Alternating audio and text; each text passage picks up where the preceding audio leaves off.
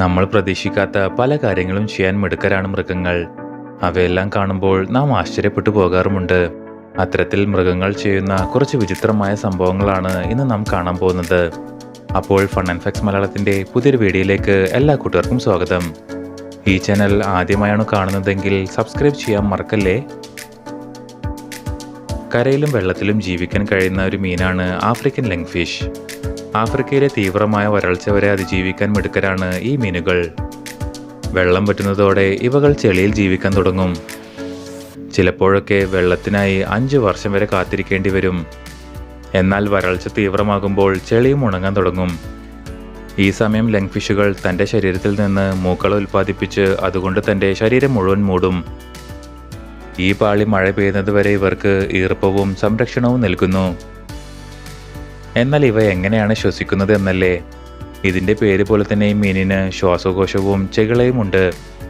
ഇതുകൊണ്ട് തന്നെ ഇവയ്ക്ക് വെള്ളത്തിലാണെങ്കിലും ശ്വസിക്കാനായി അരമണിക്കൂർ കൂടുമ്പോൾ വെള്ളത്തിന് മുകളിലേക്ക് വരണം. ഇതിനാൽ ലോകത്ത് വെള്ളത്തിൽ മുങ്ങിച്ചാകാൻ സാധ്യതയുള്ള മീനും ഇതുതന്നെയാണ്.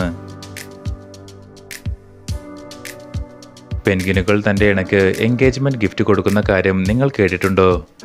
ആദ്യം മെയിൽ പെൻഗ്വിൻ തനിക്ക് ഇഷ്ടപ്പെട്ട ഫീമെയിൽ പെൻഗ്വിൻ സിംഗിൾ ആണെന്ന് ഉറപ്പുവരുത്തും. പിന്നീട് എൻഗേജ്മെൻറ്റ് ഗിഫ്റ്റായി തിളങ്ങുന്ന ഒരു ചരൽക്കല്ല് സമ്മാനിക്കും. കല്ലിഷ്ടപ്പെട്ടാൽ മാത്രമേ ഫീമെയിൽ പെൻഗ്വിൻ സമ്മതം നൽകൂ. അങ്ങനെ ഇഷ്ടപ്പെട്ടു കഴിഞ്ഞാൽ ഇവർ രണ്ടാളും കൂടി കല്ല് കൂട്ടിയിട്ട് ഒരു വീടുണ്ടാക്കും. ശേഷം ഇത് സാധ്യമാകാൻ കാരണമായ ആ തിളങ്ങുന്ന കല്ല് വീടിന് മുകളിൽ വെക്കും. അതുകൂടാതെ ഫീമെയിൽ മുട്ടയിടുന്നതും ഈ കല്ലിനരികിലായിരിക്കും. ക്ലൗൺ ഫിഷുകൾക്ക് തൻ്റെ ജെൻഡർ മാറ്റാൻ സാധിക്കുമെന്ന കാര്യം നിങ്ങൾക്കറിയാമോ? എല്ലാ ക്ലൗൺ ഫിഷുകളും ജനിക്കുക മെയിലായിട്ടായിരിക്കും. അങ്ങനെയാണെങ്കിൽ ഇവ പ്രത്യുൽപാദിപ്പിക്കുന്നത് എങ്ങനെയാണെന്ന് അറിയണ്ടേ? ജനിക്കുമ്പോൾ തന്നെ എല്ലാ ക്ലൗൺ ഫിഷുകൾക്കും മെയിൽ ഫീമെയിൽ റീപ്രൊഡക്റ്റീവ് സിസ്റ്റം ഉണ്ടായിരിക്കും. എന്നാൽ ഒരു കൂട്ടത്തിലെ ഏറ്റവും പ്രബലനായ മീനിന് മാത്രമേ ഫീമെയിൽ ആകാൻ സാധിക്കൂ. ഫീമെയിൽ മെയിലിനേക്കാൾ വളരെ വലുതായിരിക്കും. മാത്രമല്ല ഒരു ഗ്രൂപ്പിൽ ഒരു ഫീമെയിൽ മാത്രമേ ഉണ്ടാകൂ.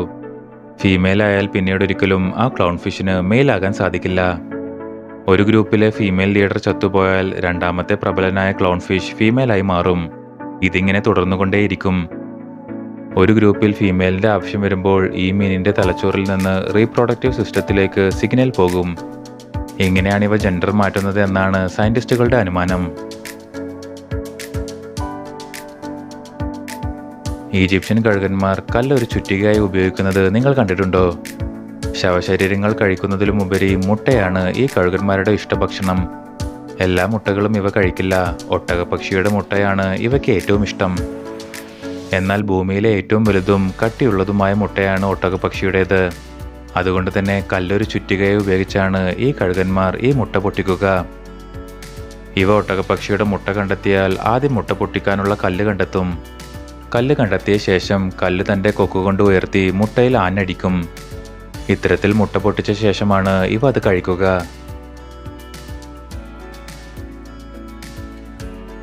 ഹണി ബാഡ്ജർ എന്ന ഈ ജീവിക്ക് ലോകത്തിലെ ഏത് വിഷത്തെയും പ്രതിരോധിക്കാൻ സാധിക്കും. അതുകൊണ്ട് തന്നെ ഇവകൾക്ക് പാമ്പും പാമ്പിൻ്റെ വിഷവും ഒരു പ്രശ്നമല്ല. ഏത് മാരകമായ വിഷവും ഇവയ്ക്ക് പ്രതിരോധിക്കാൻ സാധിക്കും. എന്നാൽ ജനിക്കുമ്പോൾ ഇവയ്ക്ക് ഈ കഴിവുണ്ടാവില്ല. പിന്നീട് അവകൾ വികസിപ്പിച്ചെടുക്കുന്ന ഒരു കഴിവാണിത്. അമ്മ തൻ്റെ കുഞ്ഞുങ്ങളെ ആദ്യം ചെറിയ അളവിലുള്ള വിഷത്തിന് വിധേയമാക്കും. ബേബി ബാഡ്ജറുകളുടെ ആദ്യത്തെ ഇര ആഫ്രിക്കൻ തേളുകളായിരിക്കും. ഈ തേളിനെ ഭക്ഷിക്കുന്നതിന് മുമ്പ് അമ്മ കുഞ്ഞുങ്ങളെ ഈ തേളിൻ്റെ 2 or 3 കുത്തിന് വിധേയമാക്കും. എന്നിട്ട് തേളിൻ്റെ വിഷമുള്ള ഭാഗം കുഞ്ഞിന് ഭക്ഷണമായി നൽകും. ഇത്തരത്തിലാണ് അവർ വലുതാകുമ്പോഴേക്കും ഏത് വിഷത്തെയും പ്രതിരോധിക്കാൻ പ്രാപ്തരാവുന്നത്. അപ്പോൾ നിങ്ങൾക്ക് ഈ കണ്ടതിൽ ഏത് മൃഗത്തെയാണ് കൂടുതൽ അത്ഭുതം തോന്നിയതെന്ന് താഴെ കമൻറ്റ് ചെയ്യൂ.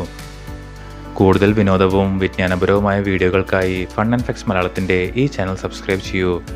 Thank you.